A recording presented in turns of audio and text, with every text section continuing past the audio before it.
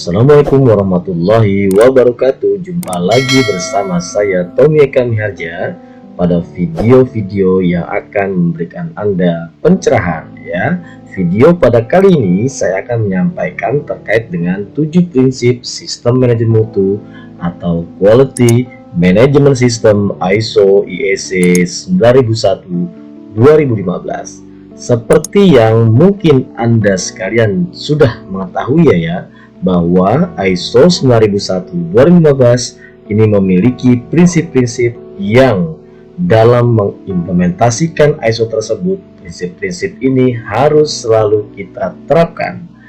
7 prinsip dalam ISO 9001-2015 adalah Customer Focus, Leadership, Engagement of People, Process Approach, Improvement, Evidence-Based Decision Making, dan Relationship Management. Kita bahas satu persatu. Yang pertama, Customer Focus atau fokus pada pelanggan. Customer Focus atau fokus pada pelanggan, di mana fokus utama dari manajemen mutu adalah untuk memenuhi dan memberi lebih dari sekedar kebutuhan pelanggan. Maksudnya apa? Maksudnya adalah bahwa apabila suatu organisasi atau perusahaan menerapkan ISO 9001-2015, maka prinsip yang harus dikedepankan adalah fokus pada pelanggan. Apa sih kebutuhan dan harapan pelanggan? Apa sih persyaratan-persyaratan yang mereka ajukan? Dapatkah kita memenuhi itu?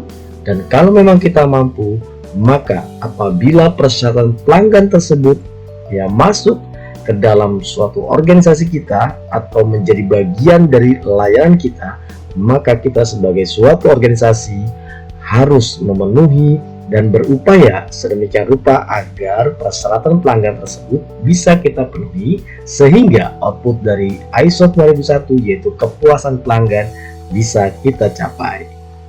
Kita lanjut ke prinsip yang kedua, yaitu leadership. Arahan dan misi dari top manajemen yang memiliki kekuatan kepemimpinan yang powerful sangatlah penting untuk memastikan seluruh bagian organisasi memahami dengan baik tujuan apa yang hendak dicapai oleh organisasi. Jadi dalam hal ini, leadership atau kepemimpinan sangat dibutuhkan agar implementasi ISO 9001-2015 dapat diterapkan secara maksimal.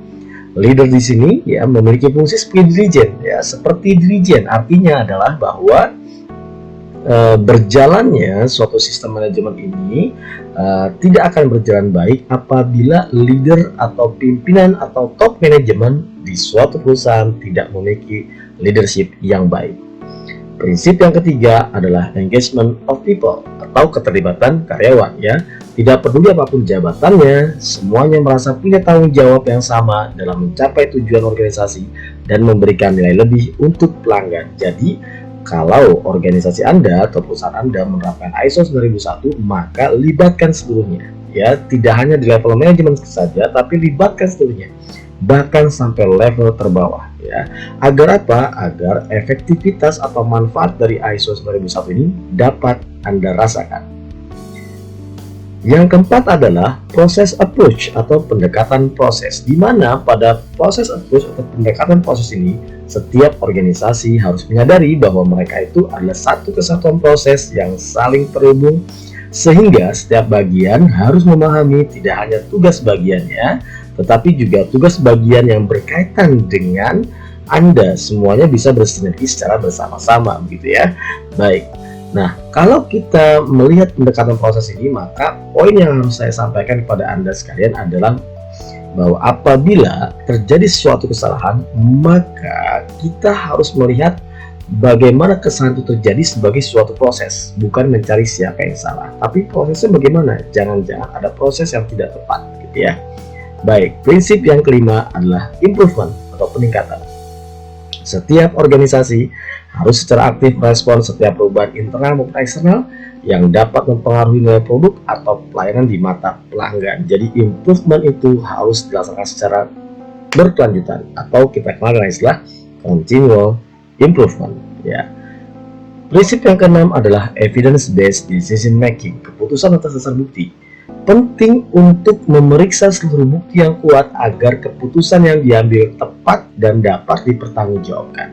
Jadi, kalau pimpinan atau top manajemen ingin mengambil kebijakan keputusan, maka harus berdasarkan bukti-bukti atau data-data yang dimiliki. Jangan asal mengambil kebijakan ya.